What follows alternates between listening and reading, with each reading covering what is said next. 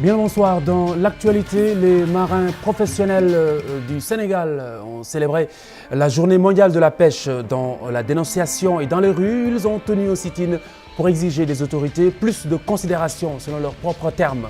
Nous recevons d'ailleurs en fin d'édition le vice-président du groupement des armateurs et industriels de la pêche au Sénégal, Adam Alam, avec nous sur ce plateau. Adam Alam du GAIPES dans la dernière partie de ce journal. Dans l'actualité également, ce ouf de soulagement de la région de Matam. L'hôpital de Ourossogui accueille un nouveau médecin et un anesthésiste en plus d'un soutien financier des autorités et des émigrés. Baba Tandian n'est plus le président de la Fédération sénégalaise de basket. Il a été démis de ses fonctions, décision du ministre des Sports.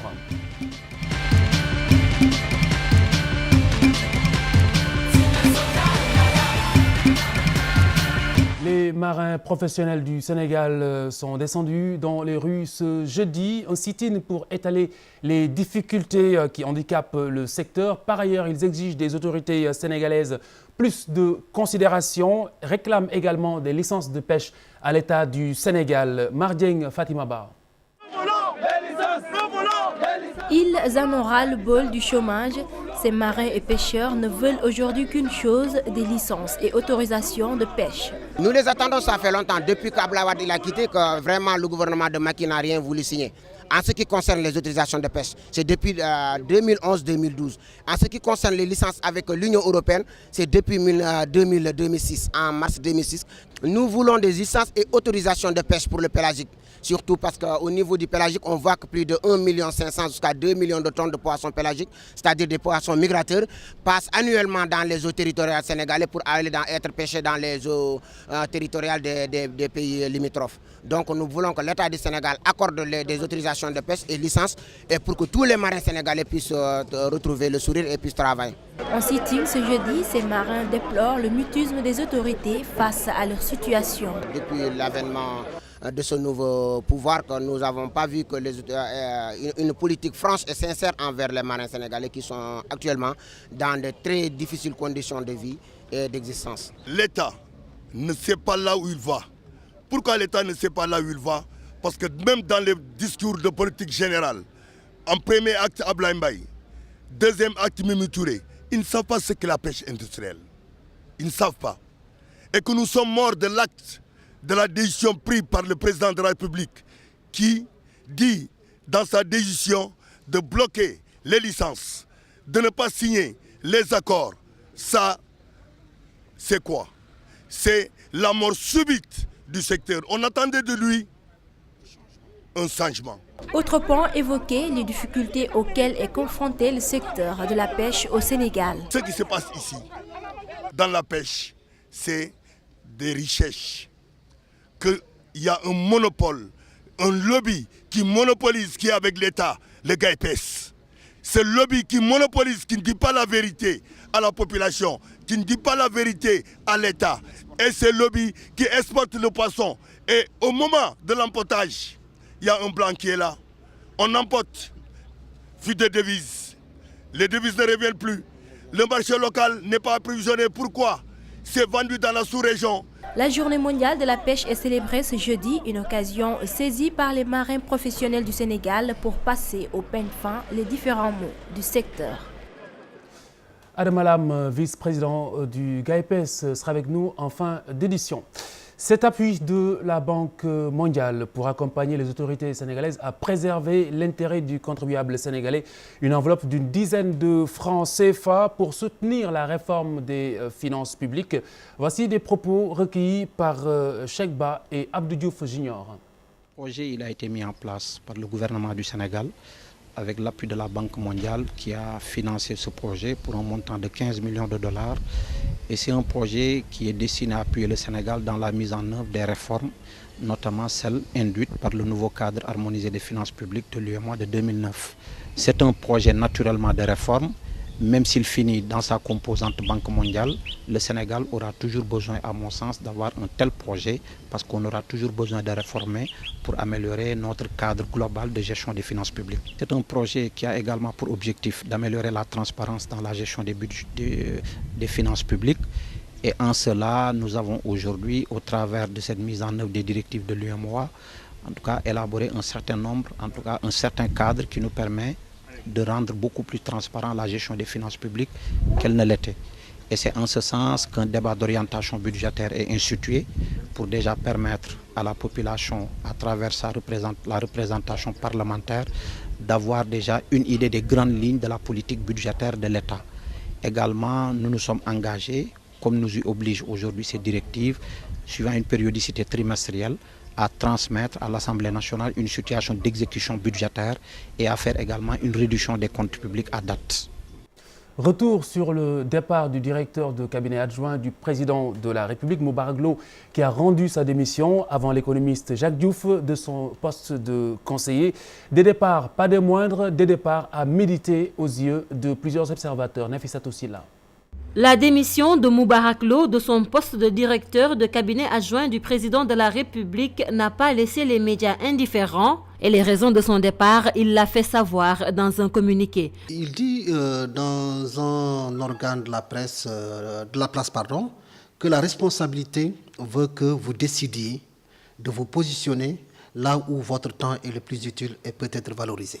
Si on part de cette déclaration, ça veut dire simplement que Moubarak Lô n'a pas été utilisé comme il se doit. C'est un intellectuel, c'est un grand économiste, mais finalement, la raison pour laquelle on l'a placé au niveau de la présidence, finalement, il se tourne les pouces. Bon, on n'a pas pu utiliser à bon escient, disons, ses qualités intellectuelles. C'est pourquoi il a senti la nécessité vraiment de claquer la porte et de partir. Selon le journaliste analyste, cette démission est peut-être due à des frustrations et ce ne sera pas le dernier cas. La plupart des conseillers qui sont au palais ne sont pas utilisés à bon escient. Et aujourd'hui, c'est un climat de frustration, n'est-ce pas, qu'on remarque. Et certainement, il ne sera pas le premier, non plus le deuxième, disons, à claquer la porte. D'autres suivront certainement. Quand tu prends le cas de Jacques Diouf, c'est quelqu'un qui a de l'expérience, il a dirigé la FAO, donc c'est quelqu'un qui peut apporter beaucoup pour ce pays-là. La question que je me pose est celle-ci, est-ce qu'on lui a vraiment laissé le temps de travailler ? Est-ce qu'on lui a donné, est-ce qu'on lui a mis dans des conditions vraiment de travailler? Donc là, je ne sais pas trop. Des personnalités comme Jacques Diouf, c'est des gens qui ne vont pas perdre du temps à rester dans des endroits, dans des lieux où ils ne peuvent pas être utiles. La cohabitation à la présidence de la République n'est pas chose facile. Pour certains, il y a toujours une guerre de positionnement entre politiques et technocrates. Le rapport entre les hommes politiques, n'est-ce pas, et les gens de la société civile, les personnalités de la société civile, ces rapports-là ne seront pas de tout repos, si je puisse m'exprimer ainsi, dans la mesure où les hommes politiques pensent que les personnalités de la société civile sont venues ôter le pain de leur bouche. Voilà, donc s'ils ont cette attitude, ça veut dire que c'est des gens qui sont plutôt mus par une guerre de positionnement, ils ne vont pas permettre aux autres de travailler. C'est tout à fait naturel qu'il y ait des luttes de positionnement. Le président est une personne qui est à la confluence de plusieurs intérêts. Le dénominateur commun de toutes ces personnes-là qui sont dans le cabinet du président, c'est leur ambition. Pour les politiques, c'est de l'ambition. Donc c'est tout à fait normal que des gens dont le moteur de la vie est l'ambition et qui sont dans le cabinet du président, qu'il y ait des luttes de positionnement. Les luttes de positionnement, c'est la chose la plus naturelle. Les démissions de certains conseillers et l'isolement d'autres à la présidence, le même scénario est constaté dans la majorité présidentielle, minée par des guerres de positionnement qui risquent de fragiliser la coalition Benno Bokk Yakaar. Matam souffle, soupire de bonheur et d'espoir. L'établissement sanitaire de référence de la région du Nord enregistre l'arrivée de nouveaux médecins et d'un anesthésiste, l'hôpital de Ourossogui, qui bénéficie par ailleurs d'une hausse de subvention, une mesure du ministère de tutelle qui s'ajoute à la contribution financière des émigrés originaires de cette région. Ali Bandel Niang pour plus de détails. La couverture sanitaire est loin d'être satisfaisante, mais il y a quelques améliorations.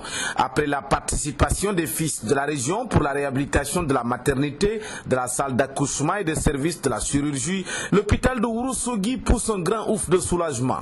3 nouveaux médecins généralistes, un anesthésiste viennent de renforcer le dispositif. Actuellement, comme spécialiste, on a un chirurgien généraliste, on a un chirurgien orthopédiste, on a un pédiatre, On a, comme je l'ai dit tantôt, un médecin anesthésiste réanimateur qui doit bientôt donc prendre fonction. On a un chirurgien urologue. Je pense qu'il n'y a que la région de Ourossogui qui dispose de ce chirurgien, à part la région de l'hôpital régional de Saint-Louis. Donc là, on est en train de progresser lentement mais sûrement dans les... Malgré ces efforts, l'absence d'un gynécologue complique toujours le sort des femmes qui n'ont que cet unique centre hospitalier de référence. Il reste que tout simplement que nous avons besoin d'autres spécialités, mais comme je l'ai dit tantôt, l'État ne peut pas tout faire. Des nouveaux acquis qui pourraient bien refermer la page noire de cet établissement de santé, qui sont rendus possibles par la hausse de la subvention du ministère de la Santé, qui est passée de 250 à 280 millions de francs. Et mieux encore, l'hôpital de Ourossogui verra en janvier le début des travaux de réhabilitation du bloc chirurgical à travers un financement dégagé par la Fédération des associations des émigrés établis en Europe. Lutte contre les feux de brousse, des pare-feux sur 80 km dans la forêt de Mpal, 3000 hectares dans la communauté rurale de Fass-Ngom. Fass-Ngom, c'est dans le département de Saint-Louis. Les services des eaux et forêts et l'OCB Tchagnal étaient en tournée dans cette zone. Nous y reviendrons avec Tchernofal. Le Magal de Touba, les autorités sénégalaises s'engagent à prendre les dispositions nécessaires pour le succès de cet événement. Le comité d'organisation a rencontré des responsables de l'administration. Parmi les préoccupations relevées, l'eau, l'électricité, l'assainissement et la santé. Ea Diallo et Hadi Atala. L'État du Sénégal a fait des promesses fermes de satisfaire les doléances listées pour une bonne organisation du Magal édition 2013. Le problème de l'eau, l'électricité, l'assainissement et la santé devenus récurrents. Dans ces secteurs, l'État n'a pas donné de gages, mais ne compte ménager aucun effort pour surmonter ces difficultés. Il y a énormément de points à discuter. Pour l'essentiel, les points ont eu des solutions. C'est 98 points, je le rappelle, c'est important, mais on a eu quelques points d'échauffement au niveau des structures telles que la Sénélec, au niveau de l'énergie, au niveau de l'eau, un peu au niveau de la santé et quelque part même au niveau de l'intérieur. Vous vous rendez compte sans doute de cela. Et je pense que pour en tout cas tous ces points qui n'ont pas encore trouvé de solution, je les remonterai au niveau des autorités supérieures qui sont concernées. Si ça nécessite même, je pense, l'arbitrage de Madame le Premier ministre, on le fera. Mais en tout cas, ce que nous avons reçu comme instruction et comme directive, c'est de tout faire pour que le Magal de cette année soit une exception. Le comité d'organisation du Magal de Touba s'est réjoui des promesses faites, mais souhaite cependant leur réalisation à date échue, notamment 30 jours avant l'événement. Ensemble, nous nous réjouissons de la rencontre d'évaluation. La voie du mouridisme, comme vous le savez, c'est le respect strict de la consigne du guide. Comme il me l'a recommandé et suggéré, nous l'avons respecté à la lettre. Nous remercions tous et souhaitons que tout se passe bien et faire aussi mieux que l'édition précédente. Le Magal de Touba, moment de grande affluence, pas moins de 4 millions de fidèles selon les organisateurs qui font le déplacement, un moment qui impacte également sur l'économie nationale.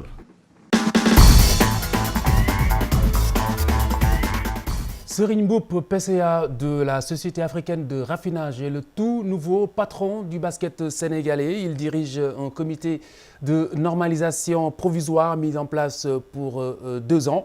Le ministre des Sports, Mbagnick Ndiaye, a décidé ce jeudi de démettre Baba Tandian, jusqu'ici président de cette fédération. Nous avons pris la décision souveraine de retirer la délégation de pouvoir à la Fédération sénégalaise de basket et de mettre en place pour une période de 2 ans un comité de normalisation. Nous en avons discuté avec le comité olympique et nous en avons discuté également avec les instances internationales par rapport à cette situation. Donc, véritablement, à travers ces dernières, l'image de la Fédération, l'image du Sénégal est sérieusement malmenée.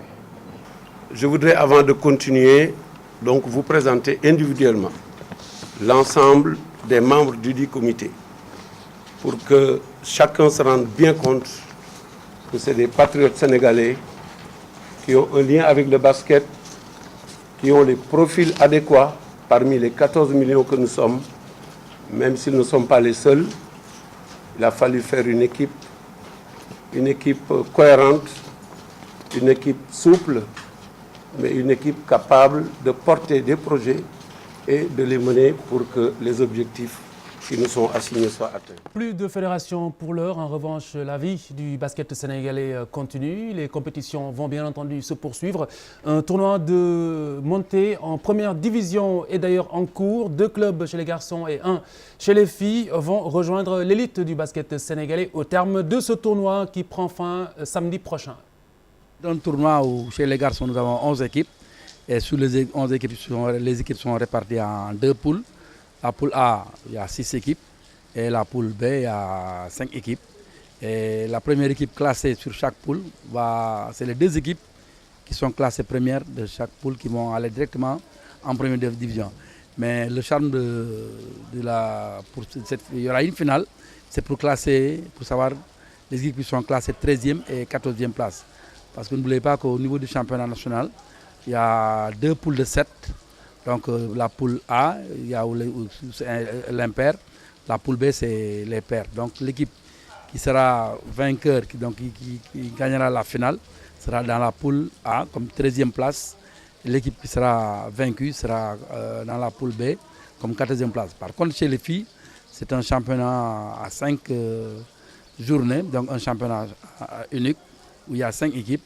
L'équipe classée première accède directement en première division.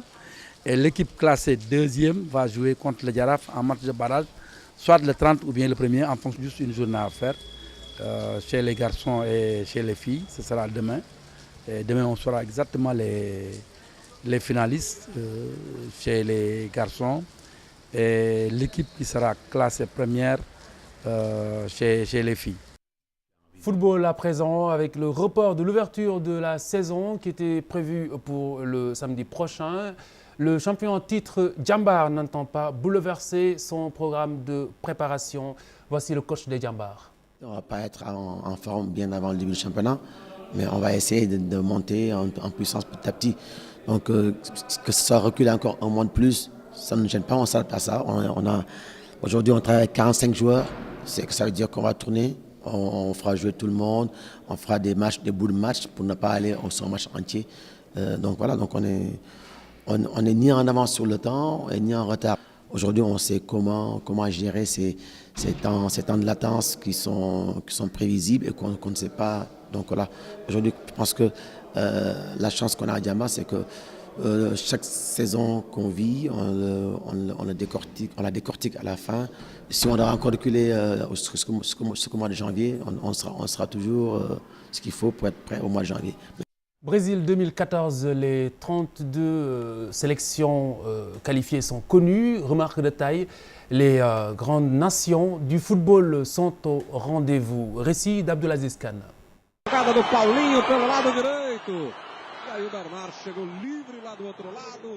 Le Brésil connaît désormais ses invités.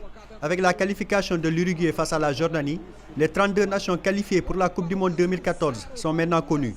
Et le gratin du football international sera présent dans les stades brésiliens.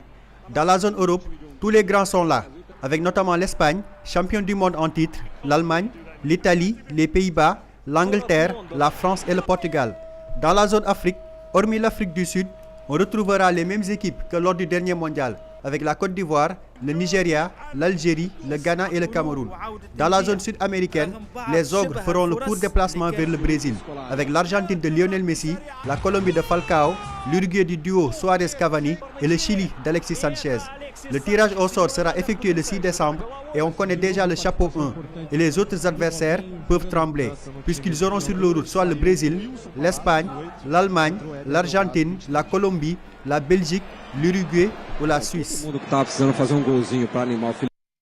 Et puis l'équipe intimie de ce soir sera football. El Hadji Assane Gueye et ses invités parleront de l'avenir du football sénégalais. Après bien entendu l'élimination des Lions de la Teranga, ce sera aux environs de 21h. Tout de suite, l'invité éclair de ce journal, le vice-président du groupement des armateurs et industriels de la pêche au Sénégal, Adam Alam, avec nous. Bonsoir. Bonsoir, M. Diakhaté. Alors, aujourd'hui, la journée mondiale consacrée à votre activité, à la pêche. Tout d'abord, vos impressions sur ce sit-in des marins professionnels qu'on a constaté, qu'on a regardé en début d'édition. Merci beaucoup, M. Diakhaté, donc de nous permettre de profiter de cette journée mondiale sur la pêche pour nous inviter sur un plateau. Je commencerai d'abord par m'incliner sur la mémoire des marins et autres acteurs de la pêche qui nous ont quittés durant cette année et formuler aussi des prières à leur endroit.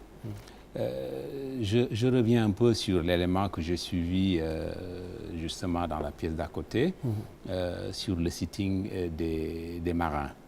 Il y a deux choses. Il y a d'abord une population de travailleurs sans emploi, en détresse, et on les comprend. Et cela, je crois qu'il est de la responsabilité des organisations patronales, des organisations syndicales, de l'État, d'essayer de trouver des solutions pour ces personnes. Donc, quelqu'un qui dit « je veux travailler », je crois qu'il n'y a pas d'autre commentaire que de l'encourager et d'essayer de trouver avec lui des solutions. Il y a par contre de l'amalgame. Travailler, c'est bien, trouver du travail, c'est bien, mais il faudrait que les axes qui sont posés soient dans le sens de l'intérêt général. Dire au stade actuel dans la pêche que trouver des emplois pour nos marins passe par la vente de ressources à des étrangers, je crois que cela est incompréhensible et inimaginable pour un pays qui se dit, justement, et ce qui est dit au début du reportage, c'est qu'il n'y a plus de ressources. Tout le monde avance ce slogan, la rareté des ressources, nos mers sont vides. Oui, on met de côté et on dit maintenant allons chercher l'étranger pour qu'il vienne pêcher, pour qu'on ait du travail. Et de ce fait, vous êtes indexé par ces marins qui vous qualifient, ces marins professionnels qui vous qualifient de lobby. On n'est pas un lobby, nous sommes une organisation professionnelle et un syndicat pour être beaucoup plus concret. Et justement, le rôle d'un syndicat, c'est de défendre les intérêts matériels et moraux des membres. Mais ce que nous faisons aussi, nous avons aussi un devoir de veille sur ce qui se fait dans notre secteur. À votre avis, pourquoi ils arrivent à ce point? Mais c'est vraiment, j'oserais dire, c'est vraiment un épiphénomène. C'est les mêmes qui reviennent avec de l'insulte, de l'amalgame. Dire que oui, ils accaparent les ressources du pays.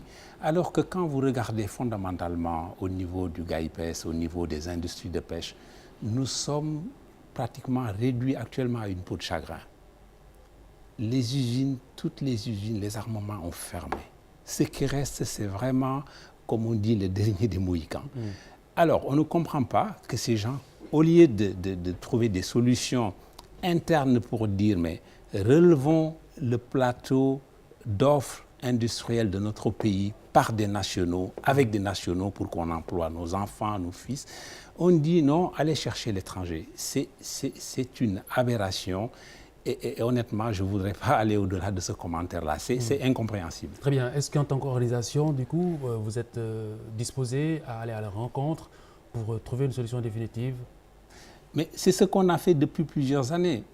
Tous les actes qui ont été posés par le président du GAIPES et les membres, c'est-à-dire M. Sahersek et l'ensemble des acteurs qui sont dans le GAIPES, tous les actes posés vont dans ce sens.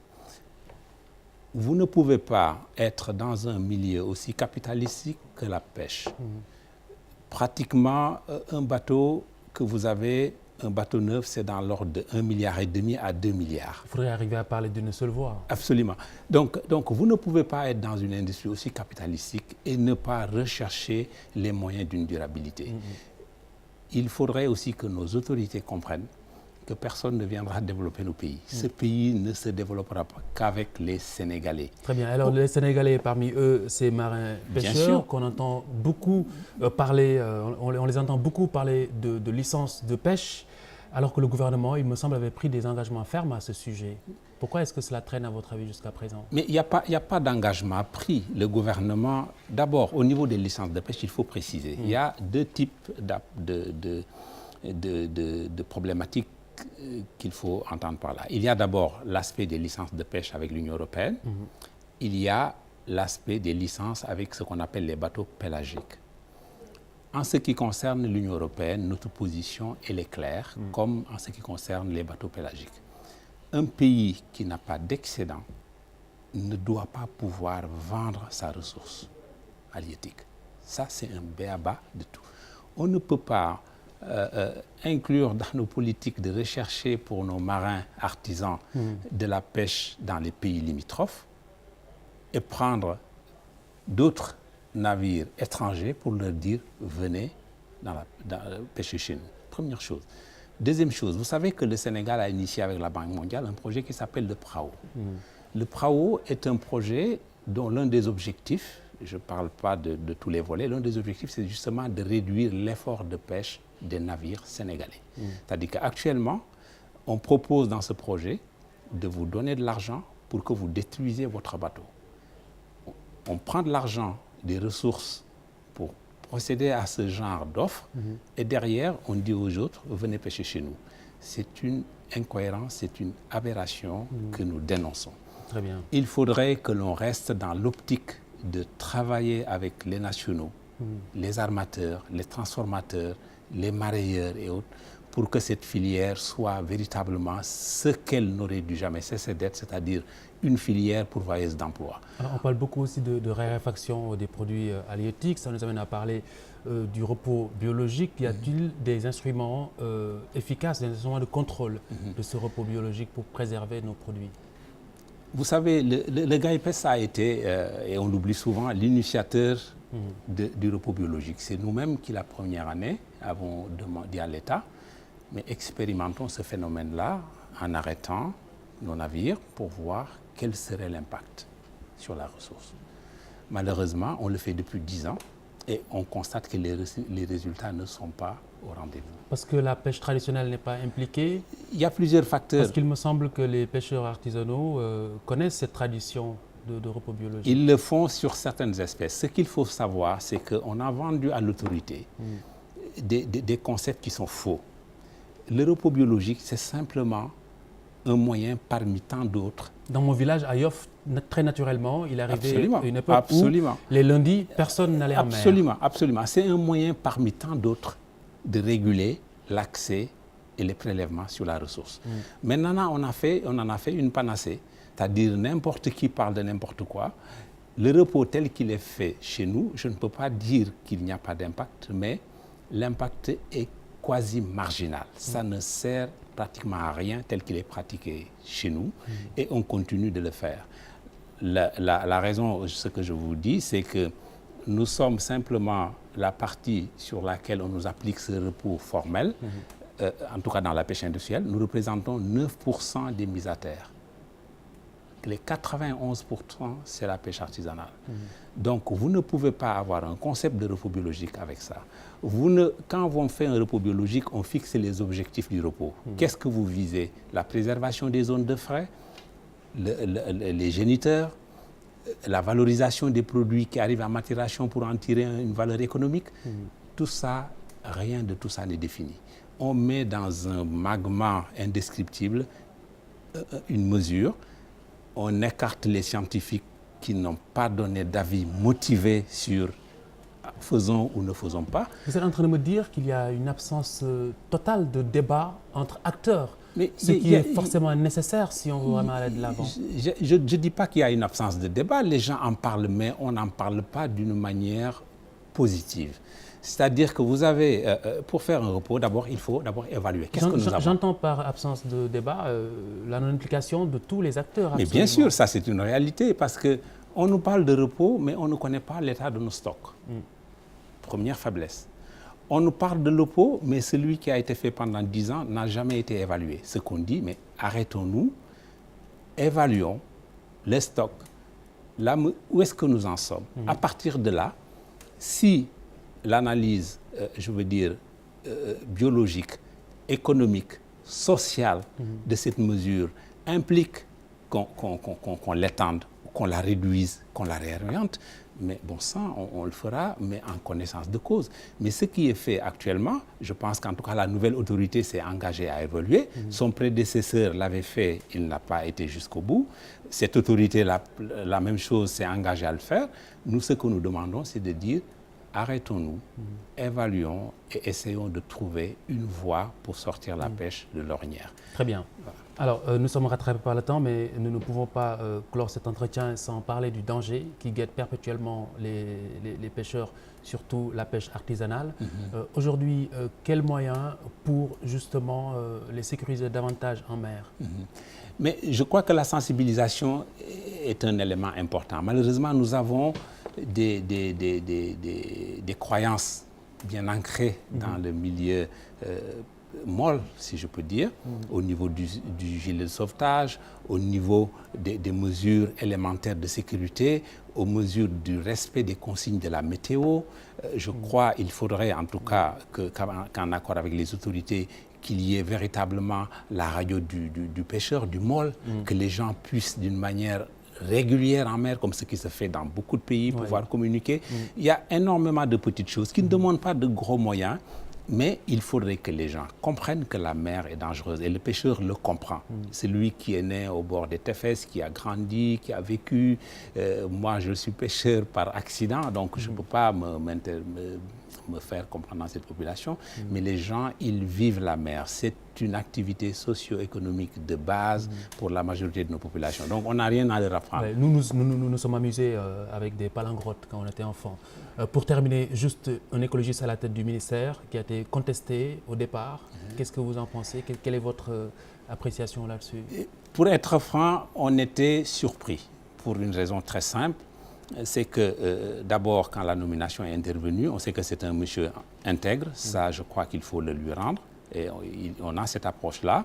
Mais on n'a pas compris que l'on prenne un secteur de croissance répertorié dans le programme du gouvernement comme croissance de secteur de croissance accélérée et vous mettez un écologiste. C'est un dilemme qui est là. Maintenant, ça ne veut rien dire aussi. Nous avons dit à l'autorité, ce que nous attendons de vous, c'est qu'il y ait réellement une bonne jonction entre une approche économique et une approche de préservation de la ressource. Je crois que si ce discours-là passe et qu'avec justement l'intégrité qu'on lui connaît, on peut arriver à autre chose. Maintenant, si le discours, c'est ça, mais derrière, on fait des choses autres que ce qui est rationnel par rapport à l'activité économique, eh bien, le pêcheur, il cherchera par tous les moyens à vivre. Les gens, si on veut les empêcher de vivre, ils vont enfreindre la loi. Et c'est ce qui se passe en priorité justement dans la pêche artisanale, parce qu'on ne trouve pas les ressources et les moyens pour qu'ils vivent décemment. Merci beaucoup Adama Lam, vice-président du groupement des armateurs industriels de la pêche au Sénégal. Merci d'avoir été avec nous ce soir. Excellente soirée à toutes et à tous. Et ne ratez surtout pas l'Itipé Intimi ce soir avec El Hadj Assane Gueye qui s'intéresse de très près au football sénégalais et surtout à son avenir après l'élimination des Lions de la Teranga qui n'ont pas démérité, qui ont offert au peuple sénégalais une excellente prestation face aux éléphants de la Côte d'Ivoire. Bonsoir.